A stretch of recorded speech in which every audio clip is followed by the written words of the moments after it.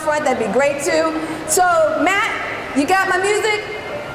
Get ready, get on the edge of your seats, because I want y'all to pop up. I mean, I want y'all to bounce out your seat like your life depends on it. Ready?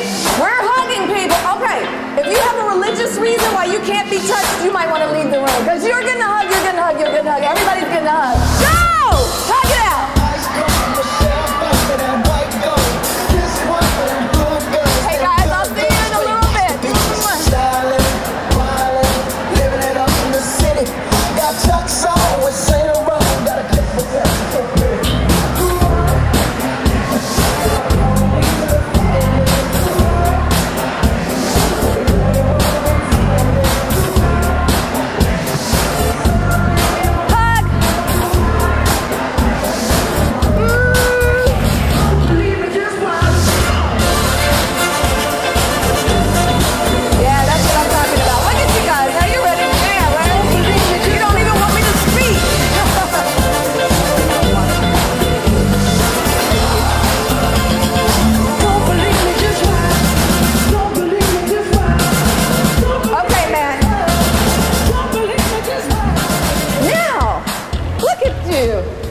The dopamine is flowing, the serotonin, you're into this now. Now you're in peak state to receive. See what Huggy can do?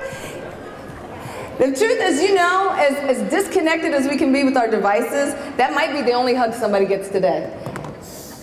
Oh, I know. Oh, but you gave them one. I hope you made it good. I got a chance to meet a couple of students when I got here, and I was really glad to talk to some folks. A lot of you are nursing students, I see that. Different things that you're involved with, and I always like to ask these three questions. What are you focused on? What are you passionate about? And why? What are you focused on? What are you passionate about? And why? Because if I can get those three answers from you, I can pretty much tell you if you have, at this point, the keys you need to unlock your dreams, build your reality, and create the life you want. And that's what success is. You can't measure success by what I've done or by what anyone on TV has done. Success has to be the equation that equals up to the best life for you. And I know you guys know that. But it is a process. So if you can answer those three questions, what am I passionate about, what am I focused on, and why, then I can tell you exactly where you're going to be. And motivation and inspiration are key points for that, because if you're motivated to, say, run a 5K, let's say you're motivated. Your friends asked you to run it because, you know, they're doing a breast cancer run. They want to raise money. So that's a good idea. I want to support that. You know, who loves running in here? Who just, okay, the lady right there in the nursing program, and you two right here. You love running, so you'd run even if there was no charity involved. You love the way it feels, your body is, you know, you're at peak state, it's cathartic for you. That's not me, by the way, but, you know, more power that you love running. But how many of you know that's going to be two different runs? The person motivated to just kind of do a good job or, you know, support a good cause versus the person who loves to run, that's going to be a little different run, right? Because by the first part of that run, you might be a little less motivated and not at all inspired, right? And the same thing happens when we decide what we're going to do with our lives. We get motivated to pick a career choice. We get motivated to pick, you know, what we're going to study. And then we get into the program, and then, you know, there's no inspiration because we really don't see ourselves in that beyond this class, beyond this time in school. And so you've got to have the balance of both. And I'm not telling you don't be motivated. You got to be motivated, because what drives you is really important. It's really important, but you got to be able to balance the two. And I like to say right motivation plus inspiration moves you in the right direction. I can tell that you guys are on it because you're in the symposium. Now, whether or not your teacher made you come, because I know, like Dr. Brown says, I ask my students to be there. Or whether you're here because, you know, you just decided you wanted to check it out and see. That tells me already that you're aspiring not only to try it, try this thing, try this college experience, try this program I'm in, but you really want success. You really want to make a difference in the world.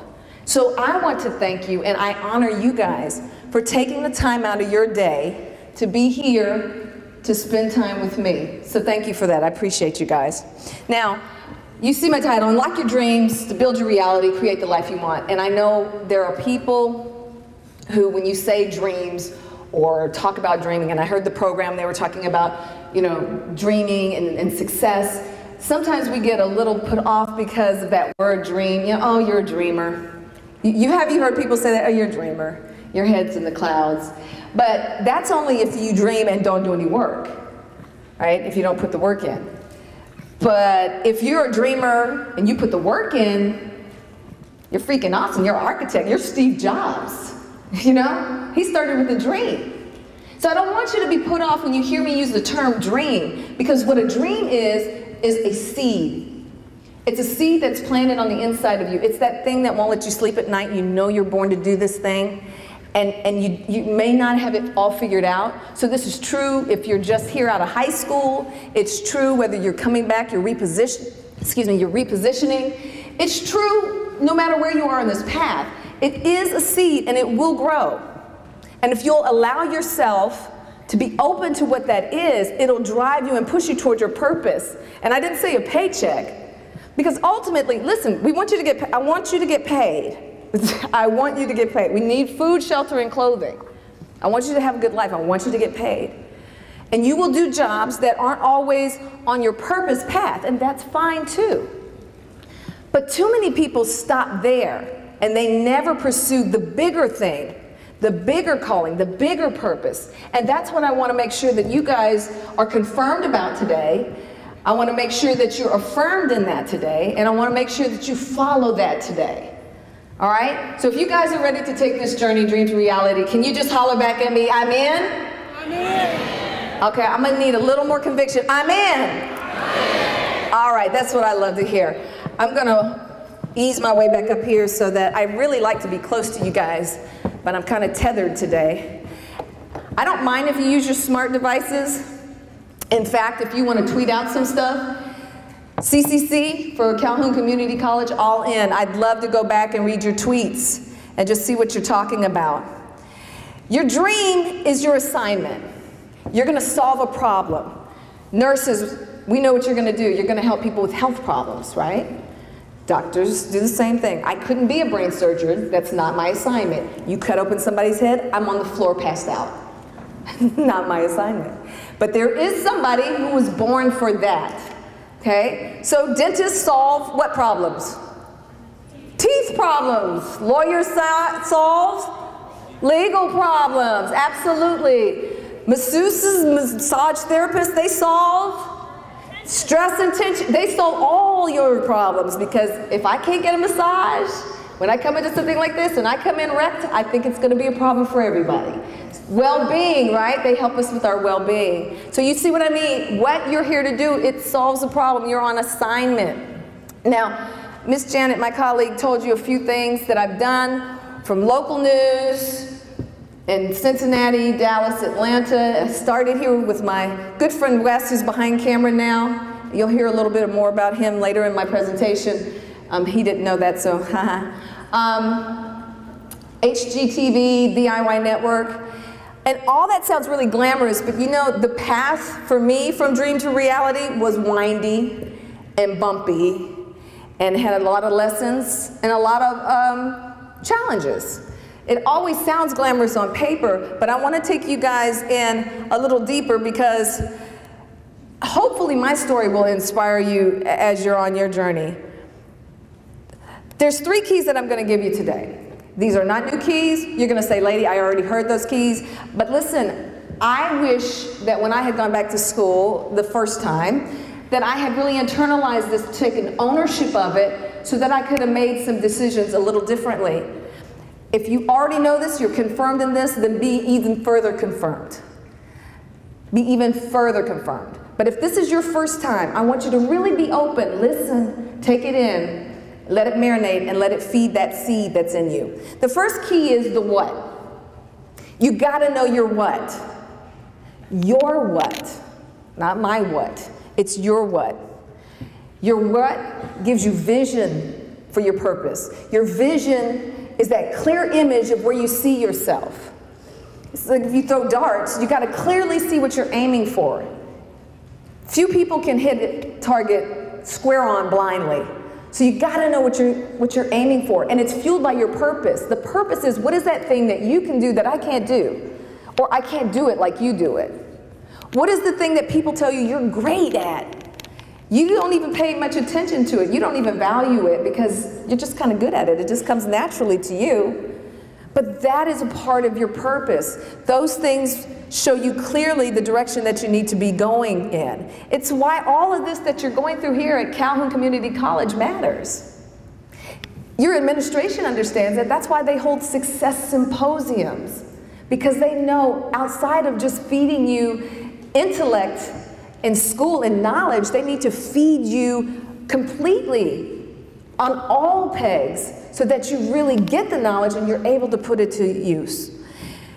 Now, my dream to reality trek, like I said, was a little different, so let's walk a little deeper. Clearly, I thought you needed good sunglasses to start your journey. And blocks on your wheels, on your pedals, because your feet should really reach the pedals if you're going to pedal from dream to reality, right? So pretty much, I was ready for my journey. And it was established early on, as my mother will attest to, that I had this gift of gab and speaking. She tells a story of when I was like 2 or 3 and we were at some, I don't know, bingo function or something, I don't know, but we won a prize and my dad put me on his shoulders and we walked up to get the award and they handed me the mic because I kept going, give me the mic. So I was saying, give me the mic at 3. So clearly the seed was already in me. I spent a lot of time in piano lessons. I want you to tuck that away because that'll come up later in my path. And when you study classical music, piano, from the age of 3, that face right there says, why can't I be outside playing with other people? Why am I still here? That's what that was. But I enjoyed the gift. Like anyone, I have any musicians in the house? Anyone a musician? Okay, what do you play? Bass, you play bass? Okay, so you get it. It takes practice, right? And it's not always fun, but you enjoy it because the end result, right? You enjoy the end result. Same thing for me. In high school, you know, I ran track, I was involved. I'm the second one in case you guys couldn't figure out which one I am. I'm the hair. I was in cheerleading, I enjoyed that. And then by the time I graduated, this picture is actually a photo from my yearbook. I was voted with my friend David Ernst there as most likely to succeed, which was really interesting to me because that face is saying, but succeed at what? Like I didn't really know. I was great in choir, I was great in, you know, drama. I could do a lot of things pretty well, but I didn't really know what my vision was for my life. I didn't really know my purpose for my life. So I almost felt the pressure of, what does this mean? Most likely to succeed, what will that be? That took me to college and where you are.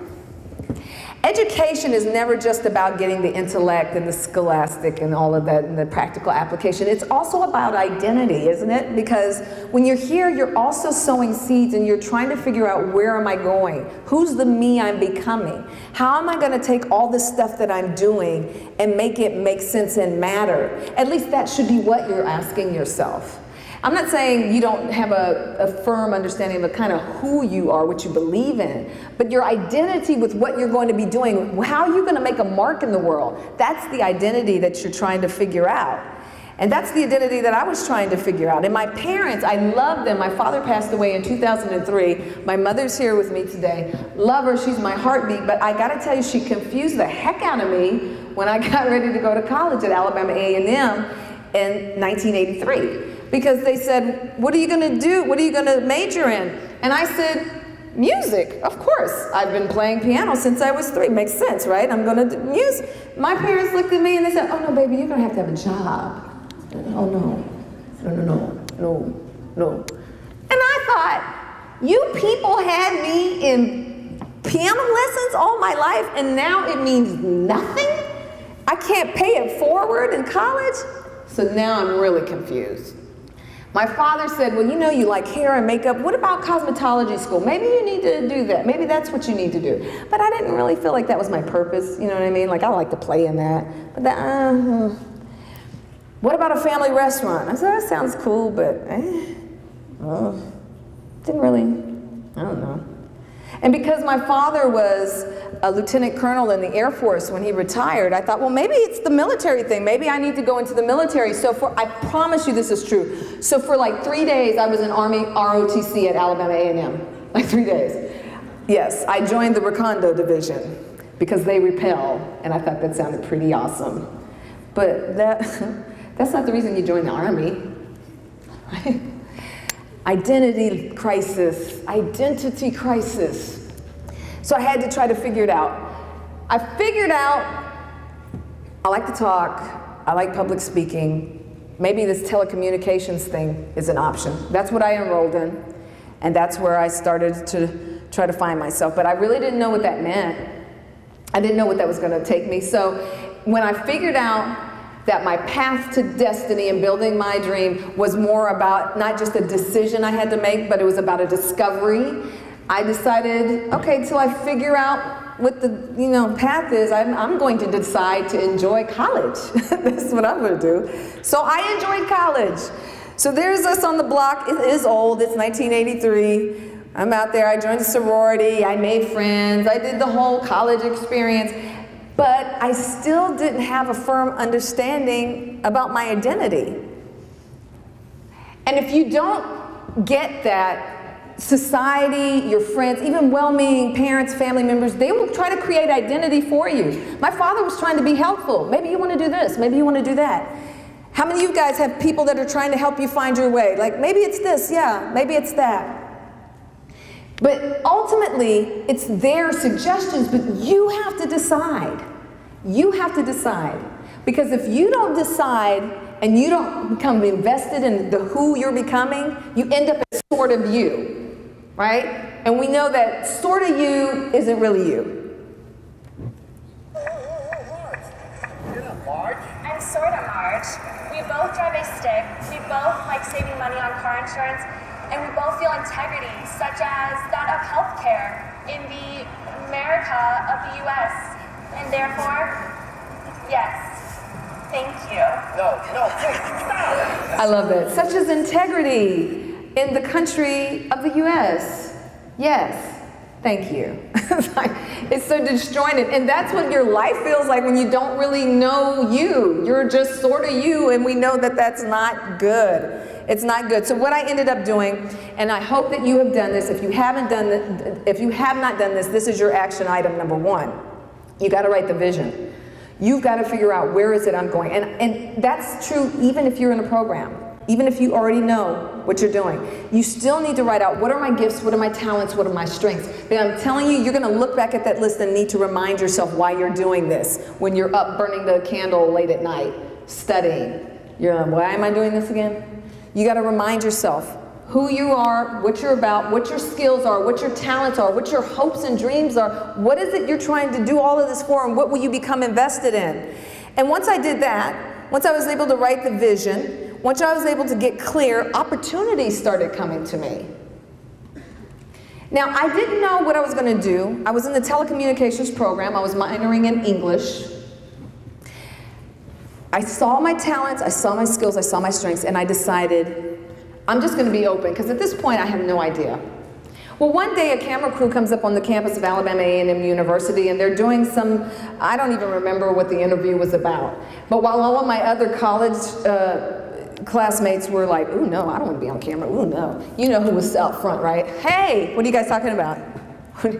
Yes, ask me anything. Sure, I'll have an answer. What are you talking about? Yes, I know all about that.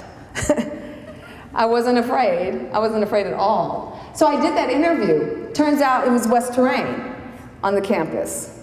And he takes that tape back, or if it wasn't him, he had the tape when they got back, and he knew me from college. And the news director, Pat Brown, says, you know, we got to find this girl, because there's something about her. She's got a camera presence, she's got something in her, I can work with that. I think she would be awesome in the area of journalism.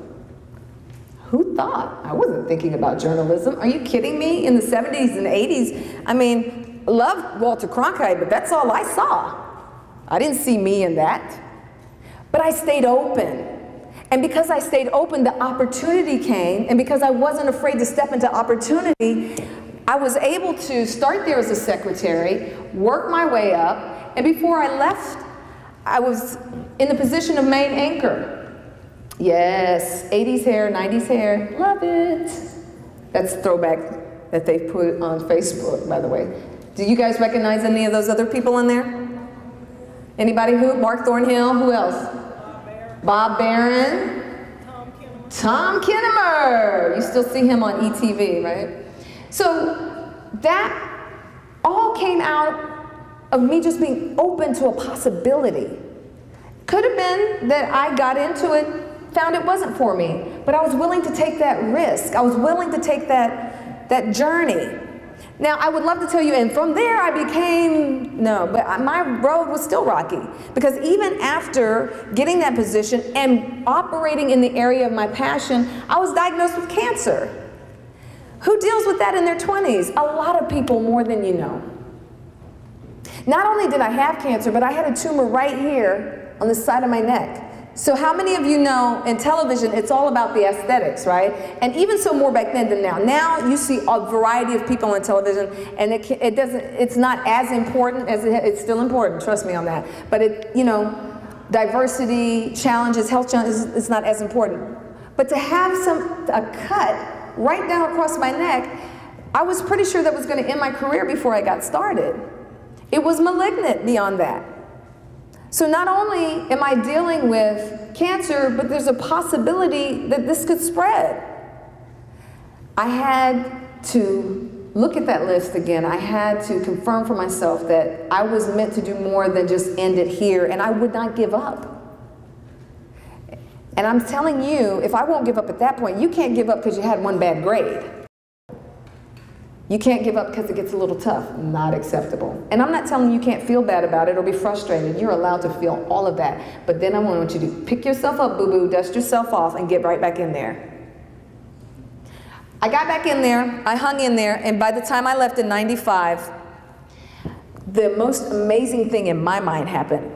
Of Emmys, of Aurora Awards, of Telly Awards that I've won, this one meant the most to me because at this point, this was a clip from the Huntsville Times. The Huntsville Press Club awarded me Best Anchor. I had only been a main anchor for 1 year. That means I beat out people that Heather Burns, Jerry Hayes, people that if you're from here, you know. And that blew my mind. That in 1 year, I was able to rise to that height. And that's what clicked for me. I said, I am in my place of purpose. It's work, this is where I'm supposed to be. So I want you to think about those little aha moments you get, where you're doing your job, you're working on something, and you're good at, and everything just seems to flow. And it's a confirmation you are where you're supposed to be. And if you haven't gotten that yet, just step back and look at your list again. Allow yourself to ask yourself the question, am I following my perfect path? Am I doing what I should be doing? It's okay to reassess. It's okay to reposition. I did it 3 times in my life. I went on to Cincinnati and was the main anchor there. From there, at that station, I was able to work with Oprah for a few days. I'm biting on her hairstyle there, but you know, everybody kind of wanted to be Oprah at some point or another. I know y'all, I know. You guys love Oprah. You're not giving me any love on that, but we love Oprah. And yes, I wrote a bull. That is actually me. And if you want to see what happens in that 2.72 seconds, you're going to have to Google it and find it on YouTube, because I'm not going to show you here. It doesn't end well. That's all I'll say. That's all I'll say. He left me with a lovely parting gift on my left knee. By the way, that's when streaming live broadcasts was really taking off, so my mother was in Alabama watching, and I did not tell her I was going to be riding a bull. So she logs in to watch that morning, and I say, when I'm getting on the bull, I know my mom's at home wigging out right now. Yeah, I got an earful on that one. Got to meet interesting people when I moved to Dallas as well, interview celebrities and do all those kinds of things, but it was the people like Zig Ziglar and folks like that that kind of planted a seed. Another seed started growing in me, because people like Zig Ziglar, they were helping build other people's dreams. He was helping inspire, encourage, enlighten people about how to be successful with what they had where they were. And I could feel it. I could feel it again, just like when I started in news. I was like, there's something to that. And I held on to it. I held on to it and I tucked it away, because I knew that that would become an important part of my life. I left there and went to Atlanta, I made another change. 9/11 happened. And I started asking myself again, am I doing what I'm supposed to be doing? Is this a service? Is news a service? Because it was starting to become not so ethical. We were starting to see things happening in the news where you could stage shots, you could prep your interviews, you could tell them what to say back to you. And I thought, that's not why I signed up for this.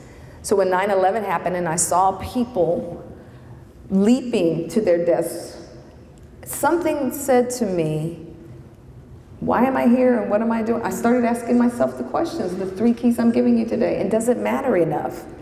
And I left there. That's when I started working at HGTV and DIY Network, but I started working for a mega ministry in Atlanta and going all around the world, meeting people, meeting needs, taking them clothing, doing all kinds of things, and hearing their success stories. It fed me. And I repositioned out of that to form my own company. And that's where I think another seed was born. Because there's something about working for yourself that is unlike anything else you'll ever do. Do I have any entrepreneurs in the house? Holler back at me. That's me. Hey, hey. The hype man doesn't even care if he says the right thing anymore. He's just like, yeah, girl, I'm with you. If you have an entrepreneurial spirit, let me hear you say, that's me. Yeah, you have a desire to build something. It's not maybe about working for somebody else all the time, and that's what I did. And for those of you who know gospel music people, it's Fred Hammond, who I went to go work for as a media consultant. And as a result of following my path, the singing, the stuff that I love to do, the music, I got to sing with him on several occasions at live events. Never thought that would happen. I just happened to be open. It was in the right place again at the right time. Kirk Franklin, Donnie McClurkin, for those of you who know gospel artists. So what am I saying? The road was windy. It had some challenges. I didn't even finish school when I started at 48. I tried to do both. It's just tough. How many of you get there sometimes? It's just tough to do what you're doing, being in school and working and whatever. You could say it's tough. Doesn't mean you're weak. It just means it gets tough. So I didn't finish. So I decided when I moved back here in 2011, it was time to finish what I started. I went back and was the oldest person in all my classes, but I was a good partner. I made them study. Nobody wanted to be in my classes because, like, if we were supposed to have a project due, you're gonna meet me at the library, we're gonna work on this thing and we're getting an A. Oh yeah. I had basketball players on my team. They're like, Miss Jeanette. I'm like, Miss Jeanette, we'll see you at 4 o'clock in the library. And I aced it. I came back, crushed 2 semesters with a 4.0. I was like, why couldn't I get this equation back in '83? Could have fast-tracked myself. I just want to encourage you guys, stay on the path, stay on the path, stay on the path. I met Yaloma Van Zant after that time, and that fed that seed that was started with Zig Ziglar. And I still am able to be a part of television and do things here and do things abroad, but it's not news for me anymore. The seed has been planted again. And now I've gone back to school, got my certification, and I'm talking to people like you guys. And not just in this way, but in intimate conversation. What is it that you're trying to do? Let's strategize on how to get you there. Whether they're high school dropouts, whether they're trying to get their GED, whether they're folks going back to school, whether you're a mom who gave it for everyone and now it's your turn, whether you're fresh out of high school, you weren't quite sure if you were going to be able to make it outside of your city yet, so you're getting your feet wet and you're going to get started. Whoever you are, whoever you are, you can do this. You can absolutely do this. And it all starts with being able to ask that first question of why. You've got to be able to commit and pursue your dream. If you guys get that and you understand why vision is important, holler back at me. Got vision? I'm gonna need y'all to have more vision. Got vision? All right. And I don't want you to have it just for me. I want you to have it for you. So you gotta focus. Focus is so important. I was watching this TED. Does anybody in here know how to juggle? I just think that's like one of the coolest things people can do. Anybody? Oh, you juggle. Cool. All right. I can't juggle. I've tried. I just can't do it. There's a coordination thing that I just can't get. But I was watching a TED Talk where a guy was juggling and counting to 10, and he was explaining the dynamic about how the brain, you're able to really do that, and it's focus. And I thought that's really cool because that's such a great analogy for what we need to do when you're in a situation like this, when you've gone back to school, when you're in school, when you're repositioning, really just for life. And he was saying, you know, when you're juggling and you're counting, the counting is internal, right? So you have to focus on the counting, but not so much that you lose focus on the balls, because you'll drop the balls. The balls are external, right? But if you focus too much on the balls that you're juggling, you lose track of what's happening internally. So, what are you guys doing when you come to school every day? Are you focused just on the class that you're in? Are you focused just on the test, the next test you have to take? Are you focused on just the semester? Oh my God, if I could just make it out of this semester. I'm not saying you don't focus on that, but I'm saying, what do you focus on outside of that? Why does all of this matter? You gotta bring the balance of focusing internally for right now and future. Where does this take me? Focus is important because you don't want to drop the balls. Your second key, why? Why are you doing this? If I asked you, and I want you to be honest, if I came and I asked every single one of you, you know why you're here. Give me your hand. You can tell me in 2 sentences why you're here. And I don't want you to feel bad if you don't know. Okay, that's great. You gotta have your why. You gotta have your why. And if you don't have your why yet, work on it. Because your why houses your mindset and your passion. You gotta have that Nike mindset of just do it. Get it done. If you're Pope, Olivia Pope, it's handle it. That's your mindset, because you're gonna be challenged. There is no road that won't have obstacles. So you've gotta have the mindset, I gotta push through this thing. And you gotta be passionate about it. You know, I have a colleague who was sharing this story with me. He was going through a toll booth. And you've seen toll booths, I mean, they're like this big. And I often wonder about the people that spend their whole day in there. But he was going through a toll booth, and he gave the lady the money, and he says, thank you, have a nice day. And she says, well, how are you doing? He says, I'm good. And she says, no. And he's like, what? Whoa. He's like, what did I do? She says, no, you are super fantastic. And I thought, that's pretty cool that she could be that passionate, housed up in that toll booth all day. Because some of you guys aren't that nice when you have the best of everything going on, right? I include myself in that. Sometimes you're just not having the best day. But to be able to take the passion for where you are, to know that it's bigger than just this moment, that it's bigger than what you're doing, and to want to serve people outside of yourself, that's what's really important. It's fueled by your drive. You gotta have that drive. You gotta have a positive mindset. You gotta be willing to fight for it. And your last key is the how. Now this is where a lot of the people that I coach, they kind of are losing it at the how. You got the what you wanna do. You got why you wanna do it. And you're passionate about it. But you're not good at it. You're not skilled for it. You don't have any tools. That's not gonna work. It's not gonna work. And if it does work, it's only gonna work for a short time.